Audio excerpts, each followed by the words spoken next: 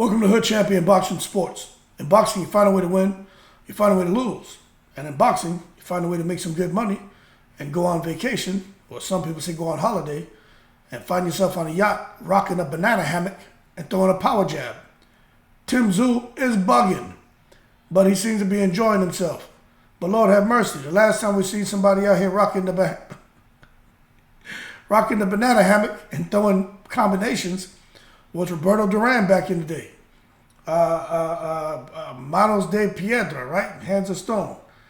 But anyway, Tszyu is out there letting his nuts hang because he's coming off of his world title defense against Brian Mendoza where he tranquilized him. And now he's saying to everyone in the United States, look, I have a very chilling warning to all of y'all. As I'm coming for you, do you know my effing name? And I'm coming out here to knock y'all out and become undisputed. Now, he's issued warnings to Terrence Crawford and Jermell Charlo. And I'm going to tell you right now, although I don't think he beats Terrence Crawford, although I don't think he beats Jermell Charlo, I think he has earned the right to be considered a threat. And I'm just being honest with you. Tszyu is not a joke. There's something special about him. And you see that every now and then when you get a fighter who kind of gets put on the radar, and it's like, okay, yeah, they won, but we're really not impressed. Then they win again. You're like, you know what, I'm not really that impressed. And then they win again, and you're like, okay, I'm paying attention now. I'm going to tell you who's a good example of that. Dillian Whyte. You remember Dillian Whyte? He was out there in the UK winning fights, but nobody really didn't pay him much attention because he didn't really look. Nothing about him was eye-catching. But he just kept winning. And then you see he got in there with AJ and lost. But then he went and he beat Parker, which blew my mind. The way he knocked out the Australian guy, man. Gerald Miller just fought him, man. I'm seeing his face, man. Lucas Brown beat him. The way he knocked out Chisora. It's like, okay, something about that left hook of Dillian Whyte. He's a threat. But it took several fights for him to kind of get that respect and recognition. You know who's someone else who's closer to, who's actually in Tszyu's weight division? Is Danny Garcia. People to this day still don't get that man credit. But he just kept winning fights, knocking people out. No matter what you say about Danny Garcia, he's a cherry picker, whatever. You just don't knock people out cold the way that he's done and he's capable of doing, unless there's something special about you. And I think Tszyu is one of those guys where, okay, look, Mr. Banana Hammock, you got our attention now. So let's see what's going to happen.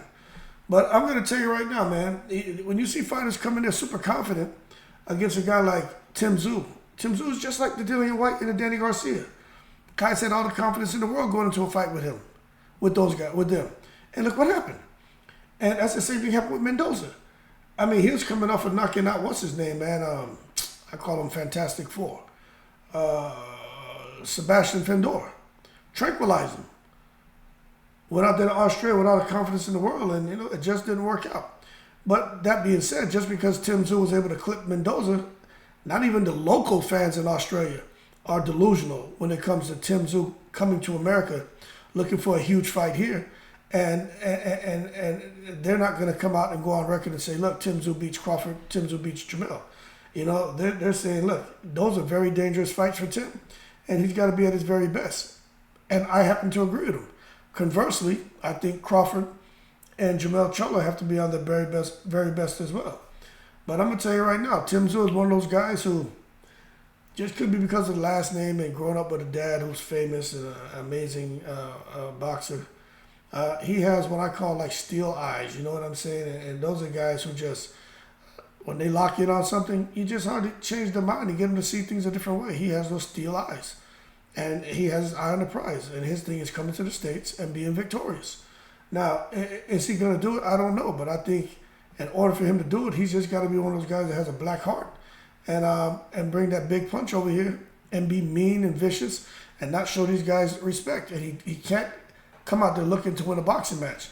He's going to have to Marcos Mayweather these fighters. That's what he's going to have to do. He's going to have to sit there and make them feel his power. Get ugly, grab them, wrestle them, twist their arm, shit, trip them if you have to. he's going to have to let them know they're in a fight. They can't get in there thinking they're going to coochie-coo him to the finish line. And that's really what he needs to do. And, I don't care what anyone says. I don't. I mean, it doesn't matter what territory you go into as a fighter. Although the environment, the vibe can be a little different, it's going to end up being the same kind of thing. It's up to you to find a way to win. And if you don't find a way to win, that means now you have to reassess, and that's not a good feeling.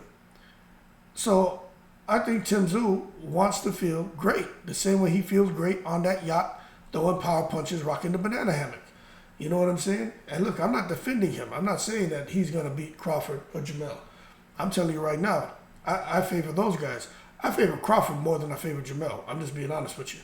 Because if Castaño could get there, Tszyu can get there.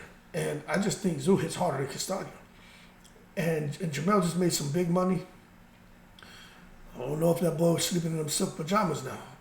So that could be problematic for Jamel. That could be a good thing for Tszyu. But we got to wait and see how it plays out.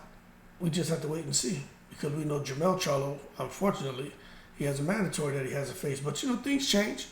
Change to the change. There's always some kind of refinement, some kind of change, some kind of update being made. So I would not be surprised if all of a sudden Tszyu and Jamel Charlo are fighting. Y'all know how that secret society works, how these sanctioning bodies work. And when it comes time for an undisputed showdown, that more times than not takes precedence. Unless you're the WBC and you're trying to screw guys like Bivol. So you won't make Bivol Bertabiev. You'll take your guy, Caleb Smith, and you'll throw him into a fight against Bertabiev for unification. So don't no one tell me that the undisputed distinction takes precedence. That's not true at all. It's up to the sanctioning bodies to agree to allow those fights to happen. It's not a give me. All right. So for those of you out there who want to argue on my platform, other platforms, I kindly request, in the most respectful manner, that you hold your horses and stop taking it to the stupid. Now let's see how it goes, man. We hope Tszyu doesn't get any more dog bites or anything that would delay him from getting back in the ring. But I'm gonna tell you right now, this was his last hurrah in Australia. Doesn't mean it's his last hurrah in boxing. Tszyu is feeling himself. He's getting a lot of momentum, a lot of attention, a lot of notoriety, and he's looking to bring that to the States. But I'm telling you right now, I don't know what's next, but I'm hoping they make him and Crawford, because I just don't think Spence and Crawford's gonna happen, man. You know what I'm saying? Like I'm sitting here watching how things are playing out. I just don't see it. I mean, I understand what the contract says, but we know there's all kind of ways around contracts. All right, especially if two parties agree. There's nothing. A contract can be nullified. Simple. Especially when all parties agree, and it's in the best interest of all parties. Right? And right now would be the optimal time for Crawford to try to work that avenue to get out of that contract to fight Spence and fight Tszyu. Because look, Spence is out here chilling on vacation. This man just came from vacation. I think he was in Spain, somewhere. And then I think the man for Thanksgiving is going on holiday somewhere, and then Christmas is going somewhere. So Earl Spence is out here on the world tour with Muhammad, my man. He's not thinking about fighting anybody right now. So, those are just the rumors, you know what I mean? So take it with a grain of salt. But Terrence Crawford ain't out here on no damn holiday. This man's in the gym. He ready. Watch it. Watch Tszyu. Why is Tszyu coming to America? To fight who? It ain't Jamel. We already know Jamel's got something going on. Crawford's the one who seems like his stuff is kind of up in shambles. So that's the question. Why is Tszyu coming to America? Huh? Leaving Australia to come to America for what? What is here? He ain't coming here to fight no number 5, 6, 7, 8, 9 guy, no number 15 guy. Why would he come to America? Now, y'all better ask them questions, man. I personally think that he's going to be coming over here to the States.